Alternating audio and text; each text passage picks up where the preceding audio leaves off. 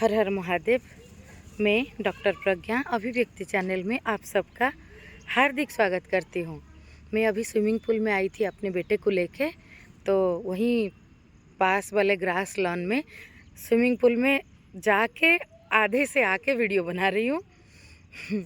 तो पानी के अंदर तैरते तैरते मुझे लगा कि मैंने जल भविष्य के ऊपर वीडियो तो नहीं बनाया। और आज मैं भविष्य के ऊपर, फ्यूचर के ऊपर एक किताब पढ़ रही थी।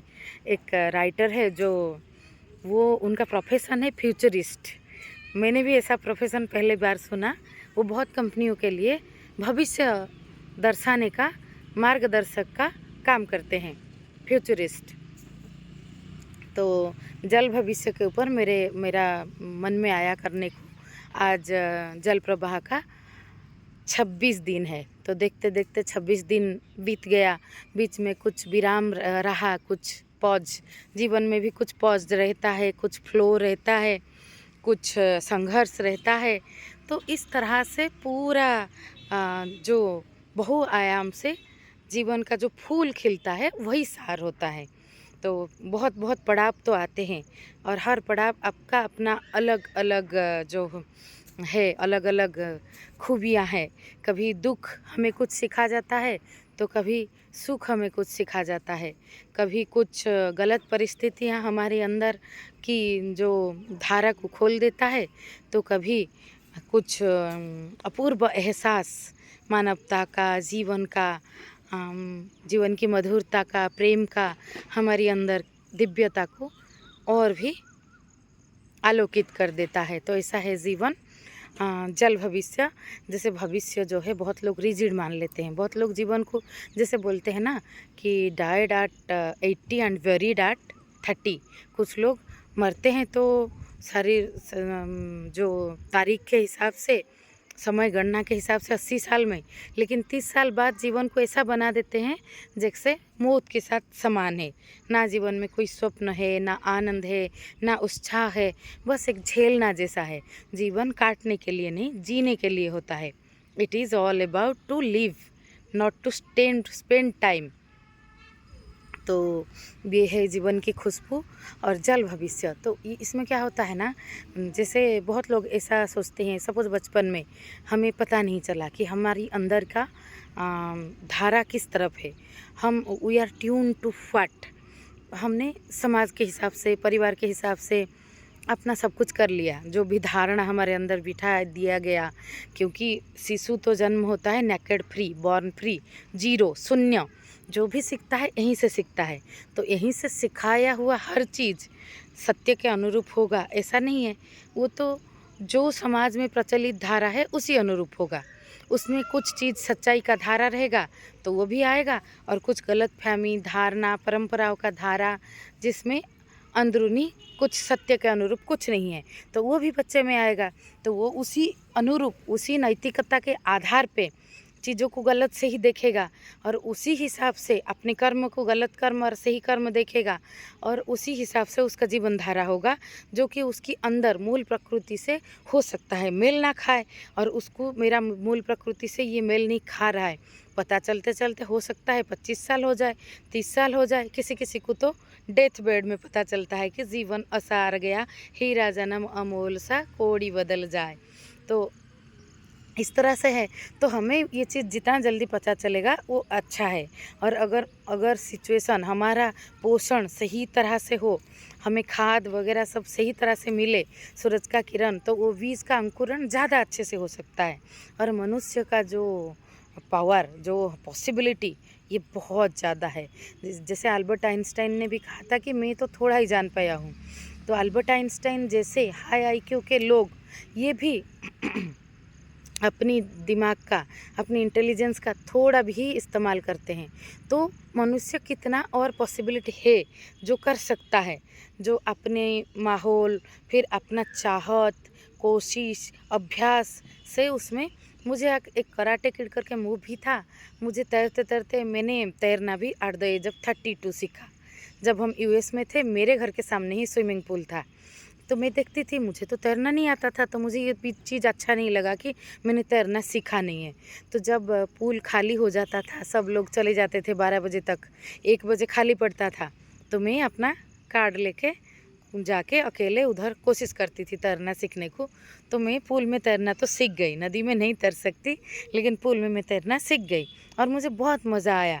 फिर मैं जब किसी को देखती हूँ कि कोई खड़ा होकर साइड में थोड़ा बहुत पैर हिलाने का कोशिश करता है, तो मैं सोचती हूँ कि मैं भी पहले इस तरह की थी, तो मैंने सीख गई। आज मैं तैरने को ऐसे घूम घूम के तैरने की कोशिश कर रही थी कि पानी सपोर्ट करे और मैं इसमें थोड़ा थोड़ा स्किल सीखूँ। तभी मुझे आया याद कि जीवन भी ऐसा है, हर आयाम पे हम जब अभ्यास करते हैं, गीता में भी प्रयास को का वर्णन है, तो अभ्यास करते हैं तो उसमें बहुत चीज़ सीखना हो जाता है। जैसे कराटे किड मूवी का मैं बोल रही थी, उसमें वो एक जैकेट डालता है, उठाता है, टंगाता है, फिर डालता है, उठाता है, उसका गुरु बोलते हैं, उसको लगता है कि मैं 3 दिन से ये फालतू का काम क्यों कर रहा हूँ। फिर जब वो उसमें उसका ट्रिक डेवलप हो गया है, वो देखता है कि इसमें कैसे ट्रिक डेवलप होता है, जैसे जैसे आर्टिसान होते हैं, एक ही काम को कर कर के वो उसमें इतना हो जाते हैं कि मशीन भी उनके साथ कम्पीट नहीं कर सकता। तो इस तरह से प्रयास की भी भूमिका है, हर चीज़ की भूमिका है। तो हम बहुत तरह तरह के कला कौशल उस तरह से हम चीज़ों में, बारीकियों में ग्रोथ लाते हैं। जैसे मैंने तैरने का एग्जाम्पल दिया, वैसे ये जल इसको सपोर्ट करता है। जीवन की जो तैरने में, जीवन की जो तैराव है, उसमें भी जल भाव ही सपोर्ट करता है। Flexibility takes over. तो हमारा जो जल भविष्य, हाँ सपोज 25 साल में किसी को पता चला या 30 साल में कि मेरा I am tune to something else, तो वो कर सकता है अभी अगर। लेकिन बहुत लोग कैसा सोचते हैं कि मेरा तो टाइम गया, फिर वो अपने बच्चों के ऊपर लादते हैं, तो अपना एक तो हो नहीं पाया, दूसरा हमारा पेरेंटिंग भी गड़बड़ हो जाती है। बच्चा एक अलग इंडिविजुअल है, वो एक अलग धारा का प्रभाव है, वो एक अलग सोर्स से आया है, अलग तरह का जो संभावना लेके वो हमारे थ्रू आया है। हम माली ज़रूर है, लेकिन हम मालिक नहीं है, वो हमारा संपत्ति नहीं है। तो वो अपना पॉसिबिलिटी लाया है, तो उसके ऊपर कुछ थोपा जाता है, तो उसका भी जो है ग्रोथ जो है हैम्पर होता है, बाधा आता है। और हमारा भी जीवन जैसे एक मानसिक वयस होता है, वो बोला जाता है विज्ञान के आधार पे कि 12 साल से ज़्यादा बढ़ता नहीं है। ये तो शरीर बढ़ता है कि 40 हो गया, 60 हो गया, ये हो गया। तो हमारा अंदर का ऊर्जा उसी तरह से रहेगा तो हम स्वस्थ रहेंगे, सुंदर रहेंगे, हम जो है एंग्जाइटी फ्री रहेंगे, डिप्रेशन फ्री रहेंगे। जीवन की धारा में हम नित्य नूतन फूल हमारे अंदर खिलता जाएगा और सतेज रहेंगे हम। We will always rejuvenate, regenerate. yesterday I died and again reborn today with a new body, mind and spirit। इस तरह से जीवन हो जाएगा। तो जैसे हाँ, भविष्य कोई 80 साल में भी कोई नया लैंग्वेज सीख सकता है, तो उसमें आग्रह है, तो उसमें उसका भविष्य वो लैंग्वेज सीखने में पारदर्शी होने में है।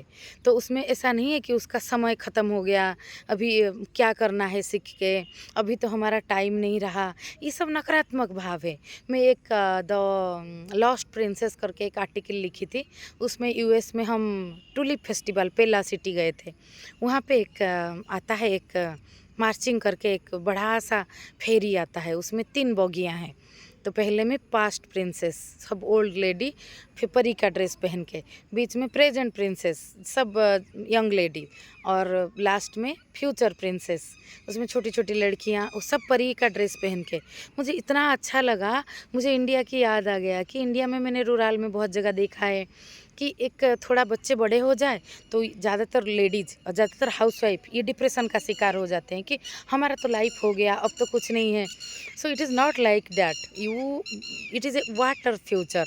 You can start something hidden inside you, something you are tuned.